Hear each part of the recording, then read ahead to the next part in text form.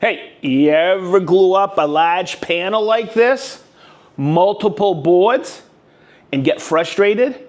This video will take the frustration out of it for you. So recently we did a video, it's down below, about straight line ripping with a track saw. There's 5 boards in this one. We just glued it up. And before we do another glue up, I thought this would be a great video to show you how I lay everything out, how to join it with the domino joiner, how to make sure it's flat and straight and in the clamps properly. I want to go through a little bit of layout and prep on the boards I've chosen for this side of the countertop. There's 3 boards that I'm joining together. This will be the spot where we're looking at the countertop the most. So I chose these really beautiful cherry boards that are outstanding grain. And that's what I did. We straight line ripped them. We put them together. For the countertop, I need a quick reference to say, oh, I got plenty. I can always rip off the back of this board when I'm doing my final. But I put it in clamps because here's where I see people getting a little crazy sometimes, where they're going, oh, look, there's space. I straight line rip these. I need to rip them again. No, you don't. What you're seeing is the offset of the board, like right here. If I look right here, I see a shadow line. It's because the one board is proud of the other one. And if I push it down like this, you can't even see the seam. Do I need dominoes in this? I do in this instance. Because of the slight warp of the board, I want to bring this top surface in line. They're all the same thickness, it's just a little bit of twist. So I'm going to use dominoes in here. I'm going to show you my layout. If I just had perfect leveling on this and I didn't have any twists in the boards, the glue would set up and it would never come apart because of long grain to long grain adhesion. This instance is why you need to use dominoes. It brings that top edge in perfect alignment. So I'm going to put 5 6x40 dominoes in each of this run, and I want them in that alignment, that top edge. So I oversize these. I don't want to put them at the very end. I'm just going to bring it in a little, and I am just going to do a quick reference there in the middle, just like this. Doesn't have to be perfect. Okay, and then one on each end, like this. Okay, and if we do the math, I'm going to come right here in the middle and do another one here, just like this, and another one here. It doesn't have to be perfect, and another one right here, just like that. Okay, so I forgot. I got 3 boards. I label them 1, 2, and 3, but you'll see, if you've been watching the video, that I do my layout triangles so I don't get discombobulated when I put them together. So next, so you don't get confused when you break these apart and start your joinery. Joinery will go effortless if you label everything. So at this joint here, one side I'm going to do tight. We're going to use these layout lines I just produced on here. And the other one is going to be loose. And I'll do that tight, loose. And I'll do it at every junction. Tight, loose, tight, loose. So what does the T and the L stand for? T is for tight, which is this setting right here. In L is the middle setting, which will give us a little wiggle room. So when we lay it out, the cursor on these layout lines, I have a little wiggle room. Watch how fast I do the joinery now. Can I work fast or what? Perfect. So as I bring the boards back over, okay, there's a couple things I'm going to show you that's a tip that I learned the hard way. I went into a glue up once, and I know I had a perfect straight line rip. I knew all the joinery was right on, but the boards were separated. So what I always do, and I always dry fit, but before I dry fit, I look at my mortises right here, okay? And I make sure there is no debris.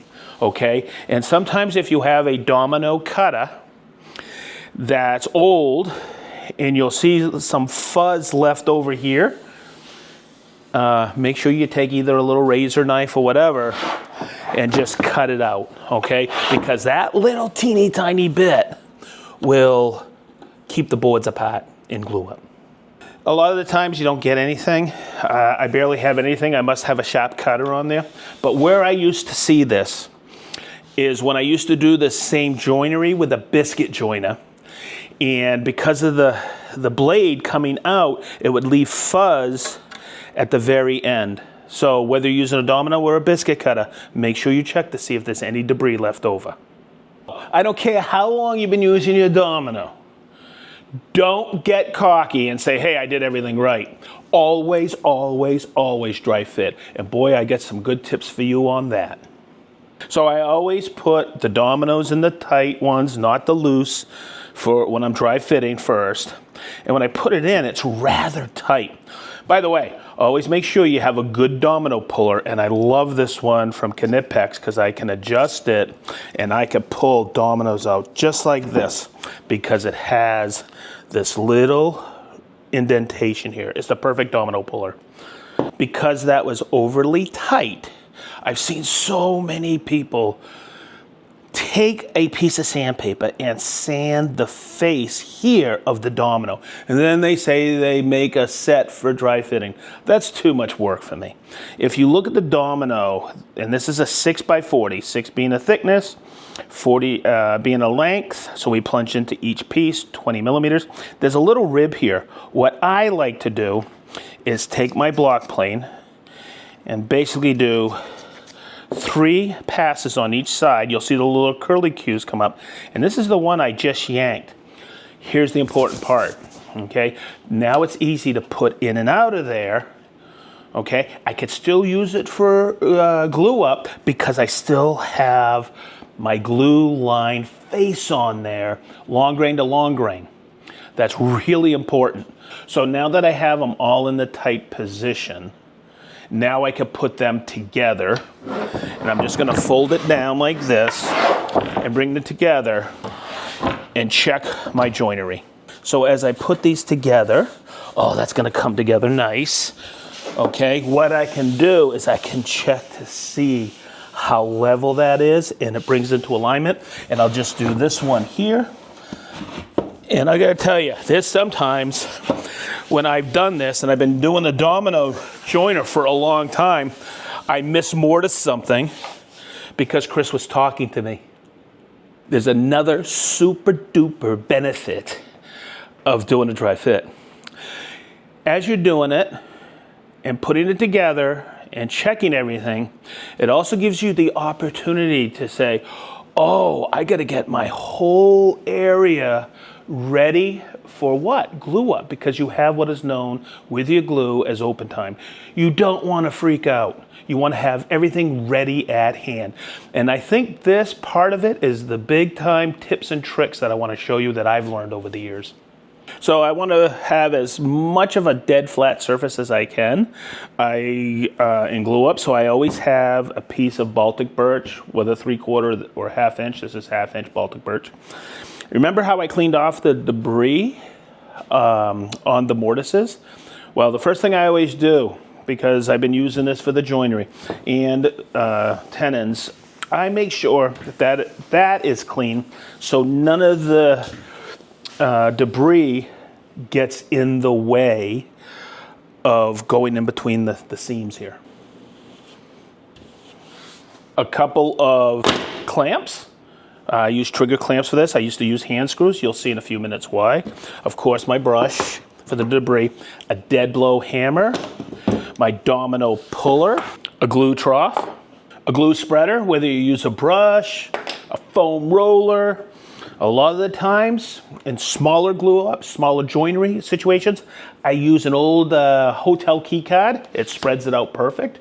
Your finger works great, but always have everything readily available. Make sure all your dominoes are pulled and have them right there near your glue trough. A good straight edge. And most importantly, enough clamps.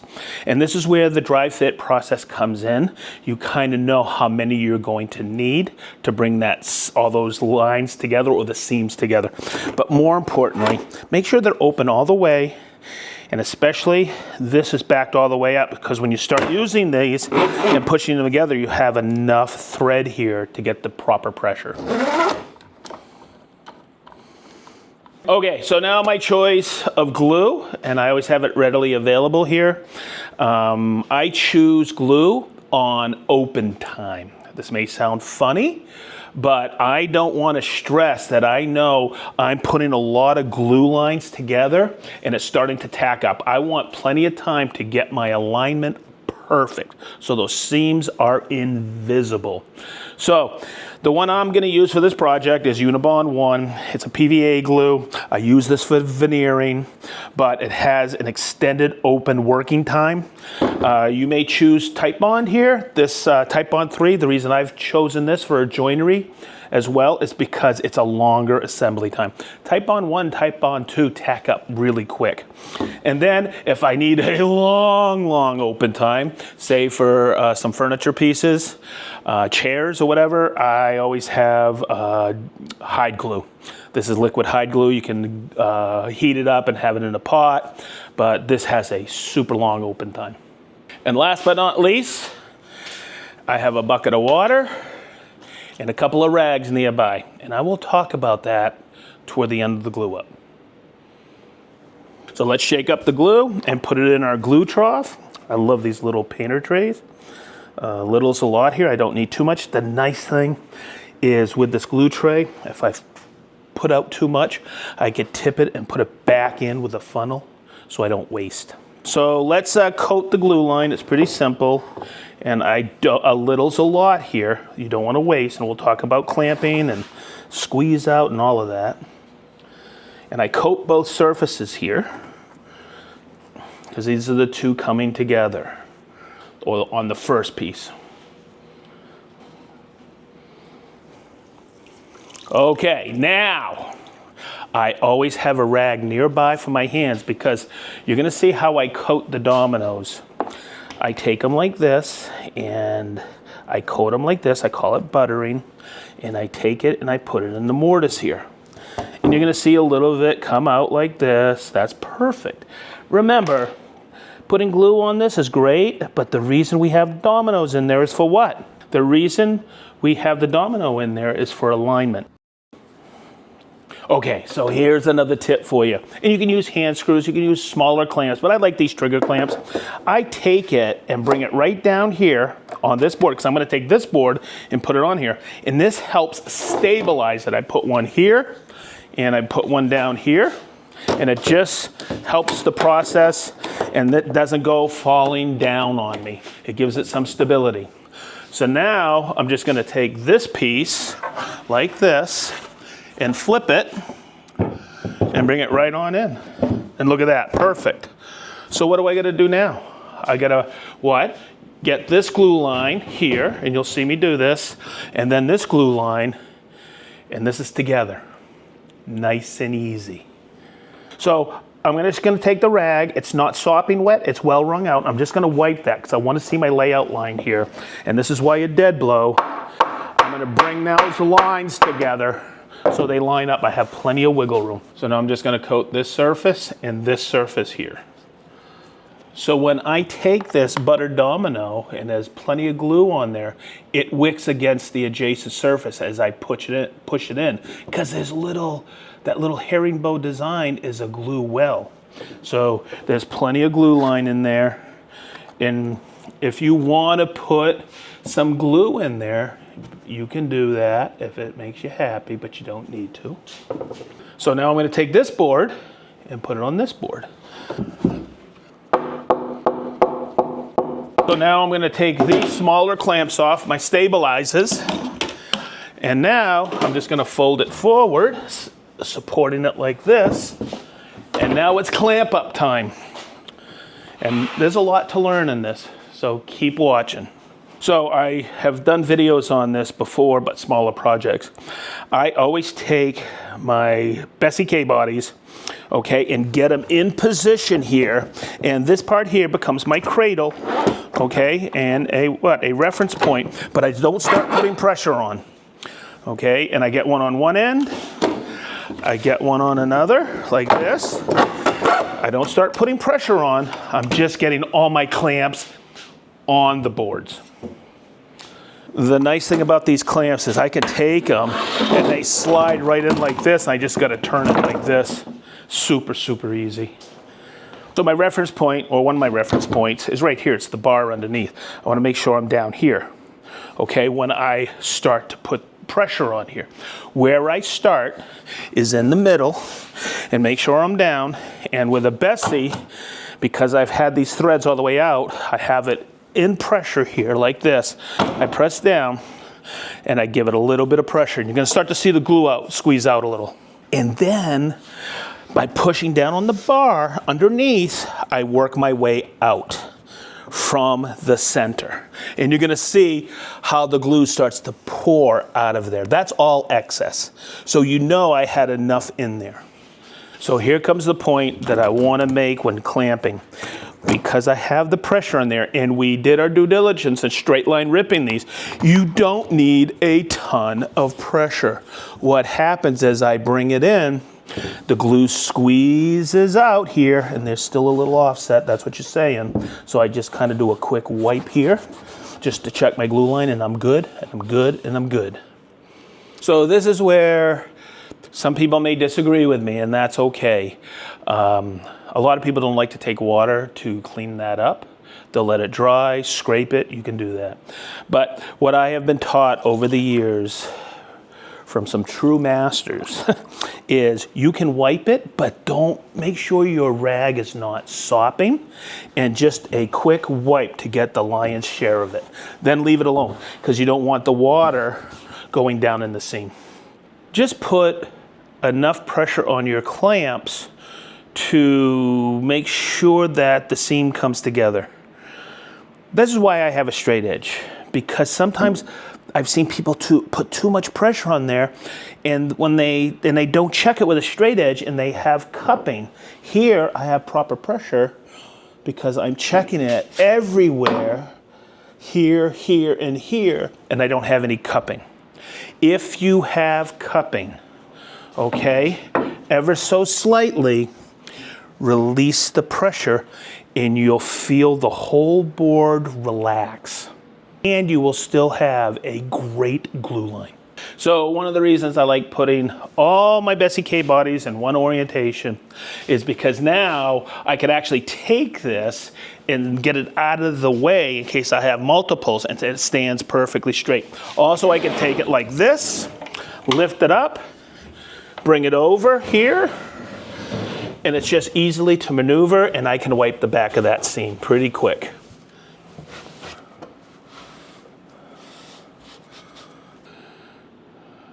Wow, this came together seamless. Just kidding. Hey, I wish you were here to see this grain on these cherry boards. They're to die for. So hopefully this video will help eliminate some of the stress that you may encounter when doing a large panel glue up. And as we wrap this up, oh, wait a minute. I gotta have a question for you guys.